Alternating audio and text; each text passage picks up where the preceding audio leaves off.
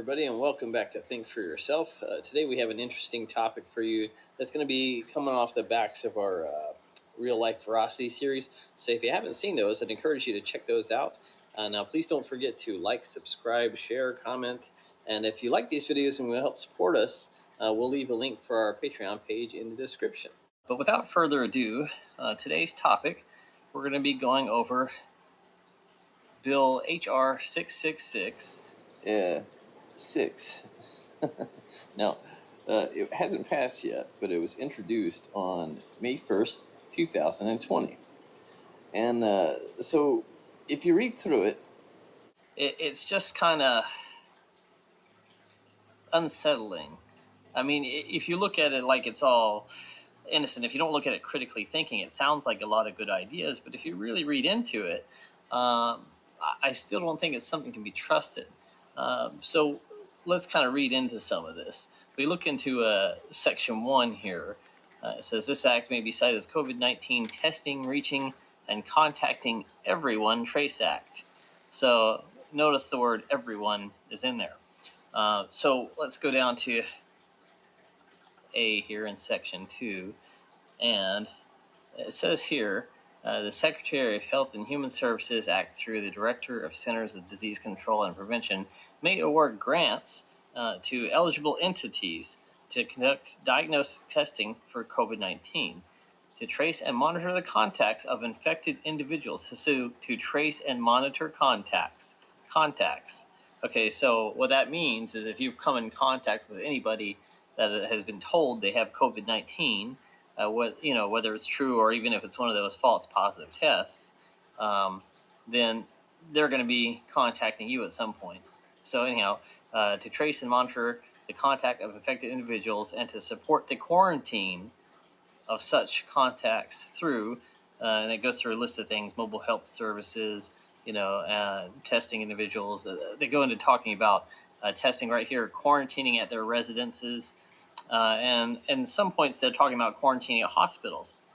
So the problem here is when it's saying support of quarantine, you go, well, what does that exactly mean? Does that mean they're just giving you support, while you're being in quarantine? Are they supporting quarantining you, against your will? Here's something to think about. If as many people as they say have gotten COVID, how are they going to enforce anybody stay in their house if they're supposed to be quarantined? How are they going to do it? You're going to have armed guards maybe?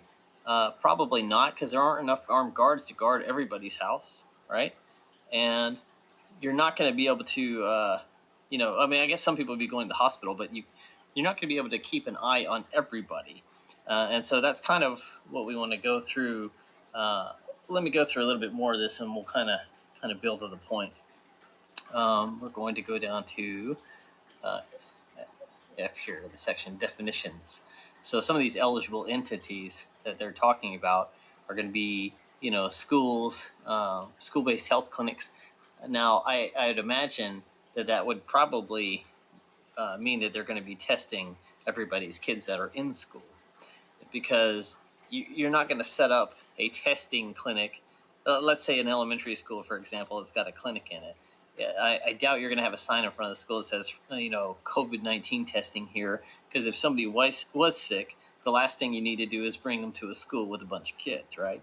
But if it's school-based, I would imagine that they would have something to test students there. And I want everybody to be cautious of this testing, and I'll get into that in a few minutes. But one other thing I noticed that was at the end of this bill is it says they want $100 billion for fiscal year 2020, and such sums as may be necessary for each fiscal year 2021 and any subsequent fiscal year during which an emergency period continues. So basically, if COVID shows up again next year, remember back in the 80s when nobody worried about the flu? If somebody had the flu, don't breathe on me. I don't want to catch it, If you got it, you threw up for a few minutes, maybe 2 days, and then you were fine. I don't remember anybody worrying about, oh, they got the flu, they're going to die, until they started, commercializing the flu vaccine in the late 90s. Though it was developed in the 70s, but it wasn't wasn't pushed on the everybody mainstream until late 90s. So with that being said, if they start doing the same thing with COVID, COVID's coming around again. It's another mutated strand. Like they start doing the flu, you got to get your shot every year. By the way, we need $100 billion per year to take care of this problem. All right, that doesn't make any sense. You're going to spend $100 billion. Does anybody realize how much this is? You do that every 10 times you do this, that's $1 trillion. Okay, now to put that into perspective, in 2001, our entire country, our entire country's debt, everybody collectively together, was $2.2 trillion. Now think about that. 2001, it was $2.2 trillion. Okay, and 19 years since then, going to today, we're 20 trillion plus. You'll never catch that, which would make you think that they're crashing the economy on purpose, which that's probably a whole nother set of videos. But anyhow, when you're looking at this bill, you look at a few things that sound like, oh, they're trying to help people. They're going to go to your homes and help you with, if you need quarantining and all that sort of thing. But the problem is, this bill was introduced on May 1st, and here it is, and it still hasn't passed, okay? So you're like, okay, well, this bill hasn't passed. And don't get me wrong, I mean, you could get superstitious about the number, but maybe it's there on purpose that way. I don't know. Let's go to CDC right here, contact tracers. Okay, that's what the bill is about, is contact tracing here. And so it goes into that. Of course, if you can read through it yourself, just go to congress.gov. You can type in HR 6666 and it'll come up. And you could read through it more, without skimming it. I'm basically going through it quickly just because I'm trying to condense the video. Now let's go to cdc.gov. Now, interesting thing is, the bill hasn't passed yet, but 17 days ago in Arizona, they were already hiring for contact tracers. Now, those are the people that are going to go out to the houses and check on people that need to be quarantined, and hey, oh, you were sick? Well, who have you come in contact with? Let me have your phone. I got to call everybody on your list and tag them as well. All right. So you look in Atlanta, and they have jobs for a corpse contact tracing manager that they posted 4 days ago. Okay, so it's almost like, why are they putting out jobs for this if it hasn't passed yet? It's like, does the CDC know something we don't? I'm sure they know lots of things we don't, but just something to consider. And again, World Economic Forum, they've got some things on contact tracing too.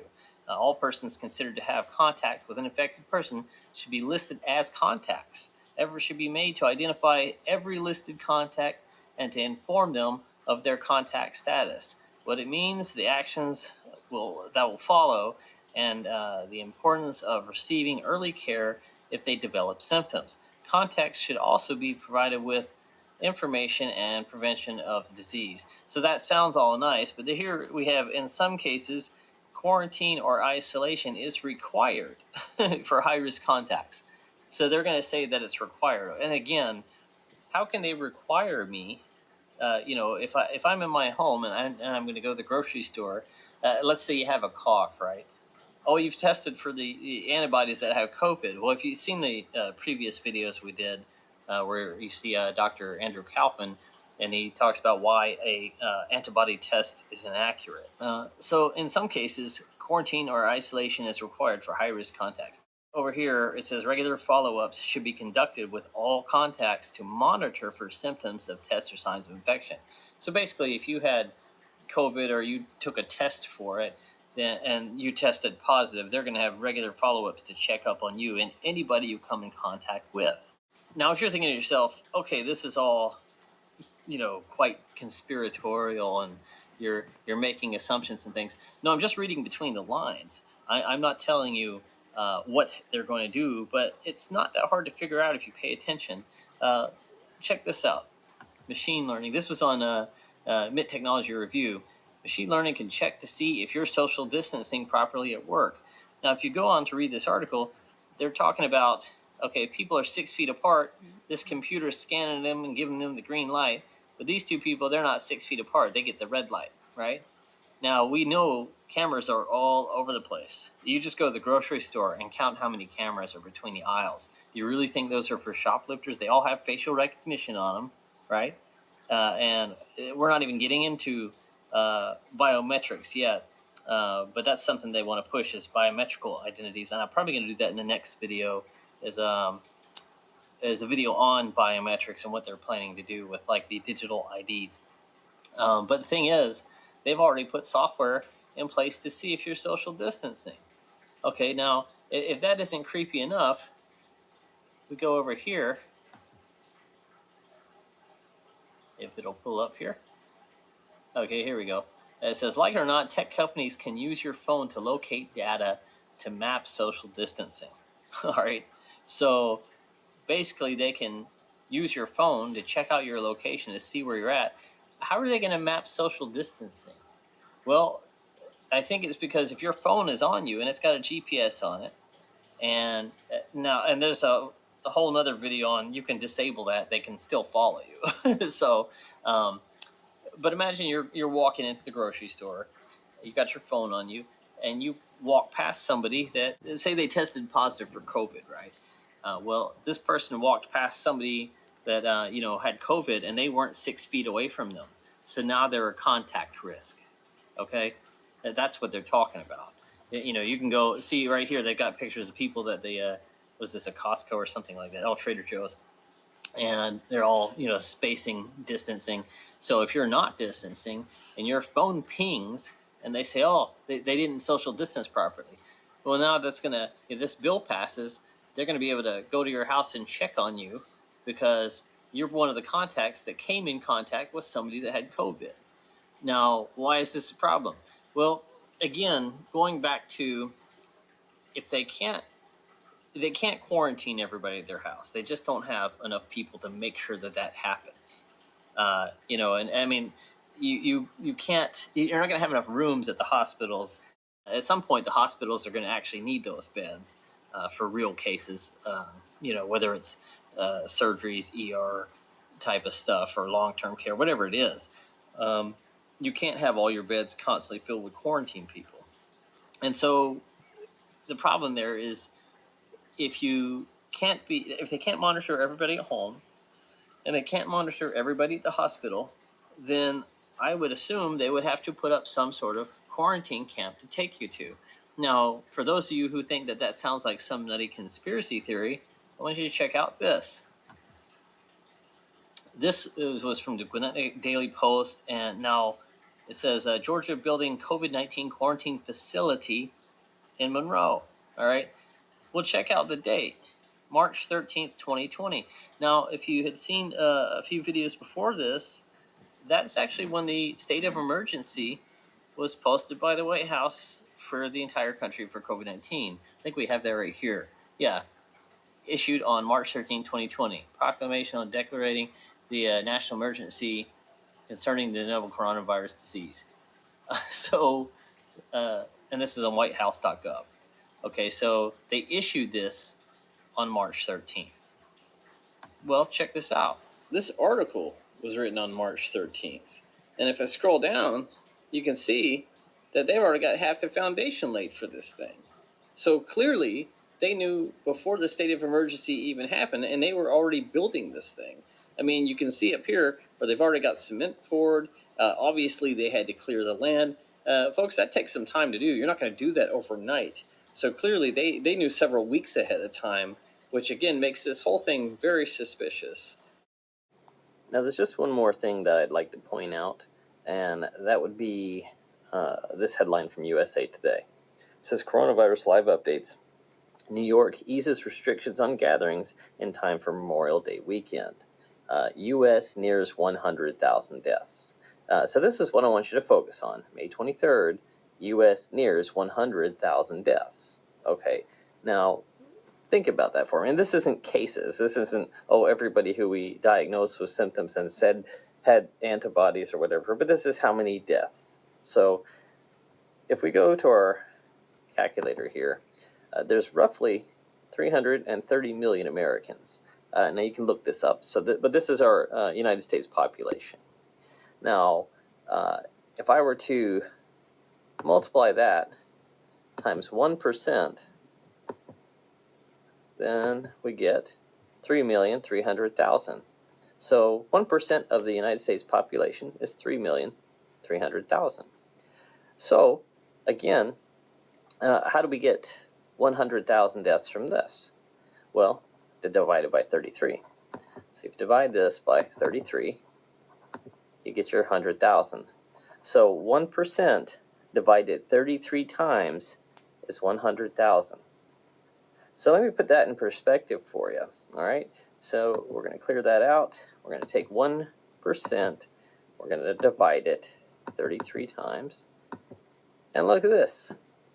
3 10,000ths. Now, for those of you who might have forgot decimals, just look up a decimal chart here. You have your tens, hundreds, thousands, 10,000ths. All right. So you have a 3 10,000ths of 1% chance of dying from this. Does anybody realize how minuscule that is?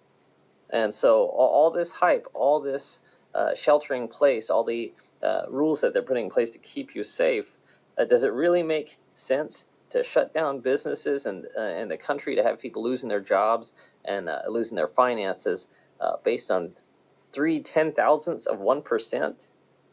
That doesn't make any sense. You can look up statistics on deaths from smoking, alcohol, car accidents, cancer, diabetes, heart attacks. There's virtually an endless list of deaths that are way, way worse than this. So just something to think about. Now that pretty much wraps up today's video. Just want to remind you guys to think for yourself, or someone else will do your thinking for you.